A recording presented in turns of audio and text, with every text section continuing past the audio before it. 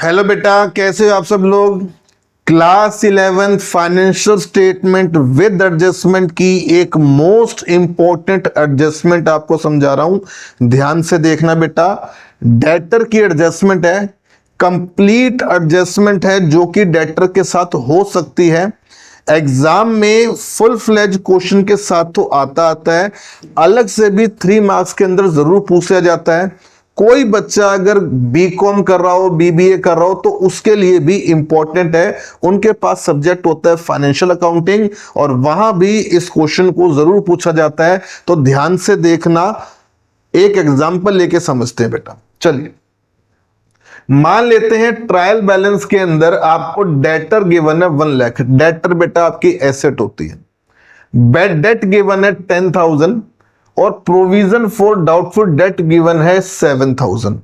यहां पे जो ये प्रोविजन होता है बेटा, इसको ध्यान से समझना। ये आपका ओल्ड प्रोविजन होता है, पुराना प्रोविजन होता है जो कि आपने प्रीवियस ईयर में लगाया होगा, तो वो इस साल अकाउंट से हटाया जाता है। ठीक है, कैसे हटाया जाता है ध्यान से समझाऊंगा, अभी आराम से देखो। एडजस्टमेंट नंबर 1 आ गई जी, write off further bad debt 20,000 और बैड डेट हो गए 20,000 के। तो पहले तो थे लेकिन अगर वो ट्रायल में आ गए तो वो एडजस्ट होके आए हुए हैं। ये एडजस्टमेंट में है तो मतलब इनकी एडजस्टमेंट नहीं हुई, तो क्या करना है वो भी देखेंगे। Create a provision for doubtful debt 10%। आपको डाउटफुल डेट भी लगते हैं कि कोई डेटर आपका भाग सकता है, 10% का आपको प्रोविजन भी बनाना है। Provide discount to debtor, debtor को डिस्काउंट भी देना है 2% का। क्लियर है, तो ये आपका डेटर के ट्रायल के आइटम है और ये आपके एडजस्टमेंट के आइटम है। ट्रायल के आइटम बेटा एक जगह पोस्ट होते हैं और एडजस्टमेंट के आइटम बेटा 2 जगह पोस्ट होते हैं। ये बात ध्यान से समझ लेना, एक एक करके आइटम को पोस्ट करते हैं। ध्यान से देखो, डेटर होते हैं आपकी एसेट, तो वो आएगा बैलेंस शीट में एसेट साइड और यहां लिख देंगे जी डेटर्स आपके गिवन है 1 लाख रुपए के। डन। मैं बार बार बोल रहा हूं, ट्रायल का आइटम एक जगह।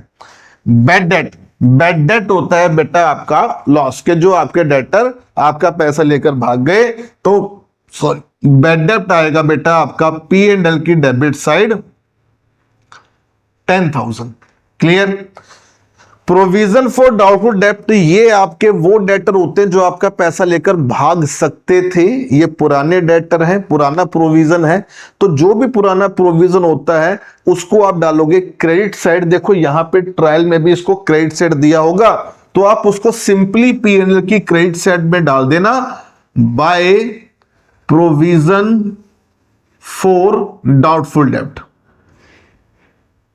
और इस पे चर्चा करूंगा, एक बार नया प्रोविजन और बना दो फिर दोबारा चर्चा करेंगे इसके ऊपर। चलिए, तो डेटर आपका आ गया बेटा एसेट साइड, बैड डेट आपका आ गया बेटा P&L की डेबिट साइड, और प्रोविजन फॉर डाउटफुल डेट जो ट्रायल वाला था, पुराना था, ओल्ड था, उसको आपने P&L की क्रेडिट साइड डाल देना है। ट्रायल के आइटम मैंने एक एक जगह पोस्ट कर दिए हैं। चलिए अब एडजस्टमेंट की बात करते हैं। Right off further bad debt 20,000, आपके और बैड डेट हो गए और 20,000 पे आपके जो डेटर थे वो आपके लेकर भाग गए हैं, वो आपको नहीं मिलने वाले, तो 20,000 के डेटर आपके बैड हो गए। इसका मतलब है कि डेटर क्या हो गया, डिक्रीज। अगर मुझे मार्केट से डेटर से 1 लाख रुपया लेना था तो वो 20,000 पे और रिड्यूस हो गए हैं। तो अब मुझे कितने डेटर मिलेंगे, कितनों से पैसा मिलेगा, अब मिलेगा 80 से, तो 20,000 आपने क्या कर देने हैं, माइनस। तो यहां से डेटर में से माइनस हो जाएगा बैड डेट, या आप चाहो तो बेटा फर्दर बैड डेट भी लिख सकते हो। कितना हो गया जी, 20,000। तो आप ध्यान से देखोगे आपके डेटर रह गए 80,000 के। 20,000 आपके बैड डेट हो गए, तो वो आपका लॉस भी है। तो बैड डेट फिर डेबिट में आ जाएगा क्योंकि आपका और लॉस बढ़ गया रिलेटेड टू डेटर, तो इसको नाम देंगे फर्दर बैड डेट। अब जो आपका लॉस 10 का था और 20,000 पे डेटर कम हो गए, तो वो आपका लॉस हो गया बेटा 10 + 20 30। अभी और एडजस्टमेंट भी है तो और भी करेंगे, अभी मैंने रोक दिया है।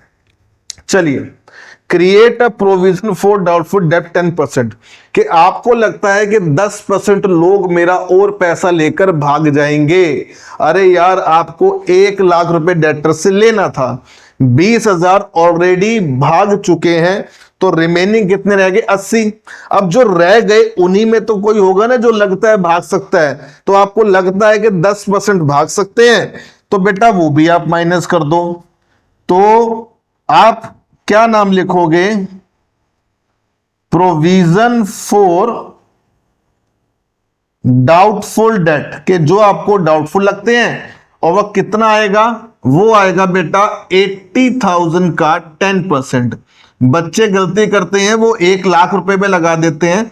आप थोड़ा सा सोचोगे तो समझ आ जाएगा कि यार 1 लाख में से 20 तो ऑलरेडी बैड हो ही चुके हैं, अब उनमें थोड़ी कोई होगा जो मुझे लगता है, वो तो पहले ही पैसा लेके भाग चुके हैं। तो जो रिमेनिंग रह गए उनके ऊपर ही हम प्रोविजन लगाएंगे।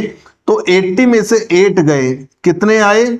72। तो 8,000 के आपके डेटर और कम हो गए, उतना ही आपका लॉस हो गया। तो वो लॉस कहां आएगा बेटा? पी एंड एल के डेबिट में आ जाएगा। प्रोविजन फॉर डाउटफुल डेट कितना है जी? 8,000 रुपए का आपका और नुकसान हो गया, लॉस हो गया।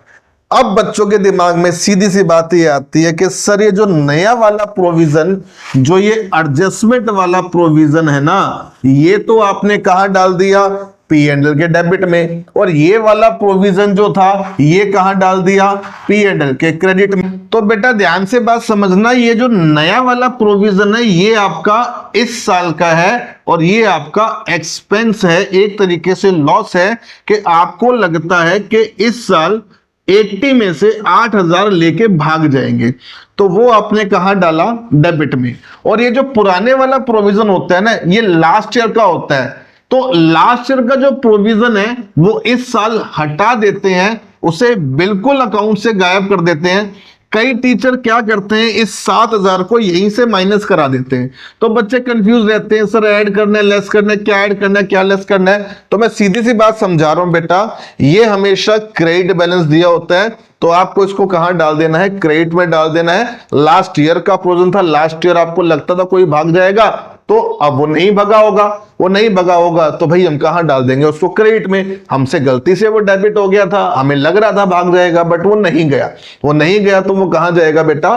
क्रेडिट में। अगर ये वाला भी डेटर मुझे लगता है भाग जाएगा, अगर ये भी नहीं गएगा तो इसको भी मैं कहां डालूंगा? अगले साल जाके क्रेडिट में डाल दूंगा। जी इस साल मैंने डेबिट में डाला, मेरी एक्सपेक्टेशन थी शायद वो भाग जाएगा, बट वो नहीं गया, नहीं गया तो नेक्स्ट ईयर में इसको, इस 8,000 को भी कहां डाल दूंगा? क्रेडिट में।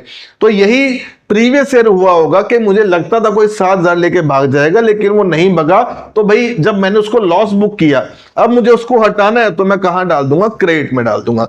क्लियर है? चलिए आगे बढ़ते हैं। प्रोवाइड डिस्काउंट टू डेटर, आपने क्या देना है? डेटर को डिस्काउंट देना है 2% का। भाई देखो, लाख रुपए में से 20 तो भग गए, 8,000 आपको लगते हैं भाग जाएंगे, रिमेनिंग ये रह गए, इनको क्या करो? जल्दी से डिस्काउंट दे दो, कहीं ये भी ना भाग जाए। तो 72,000 पे 2% का, 72,000 पे 2% का, यानी कि 1,440 रुपए का आप क्या दे दोगे? डिस्काउंट। तो डिस्काउंट दे दोगे तो माइनस कर देंगे किस नाम से? डिस्काउंट के नाम से 1440, ये बना 70,560 आपका टोटल नेट डेटर रहेगा जो आपको रिकवर हो जाएगा। और डिस्काउंट से भी डेटर क्या हो गया? कम, तो आपका हो गया लॉस। डिस्काउंट भी आपका लॉस हो गया, तो वो भी कहां आ जाएगा बेटा? पी एंड एल के डेबिट में आ जाएगा। टू डिस्काउंट ऑन डेटर, के जो आपने डेटर को क्या दे दिया? डिस्काउंट दे दिया 1440। तो टोटल नेट अमाउंट आप अमाउंट में डालोगे 10, 20, 30, 38, और ये हो गया 39,440। इस तरीके से आपकी डेटर की ट्रीटमेंट पूरी की पूरी कंप्लीट हो जाएगी। ध्यान से देख लो, स्क्रीनशॉट ले लो। चलिए ठीक है, पूरी वीडियो ध्यान से देखना बेटा। कोई भी डाउट लगे डायरेक्टली मुझे कमेंट बॉक्स में कमेंट करो, मैं आपका वो डाउट क्लियर करूंगा। Thank you so much.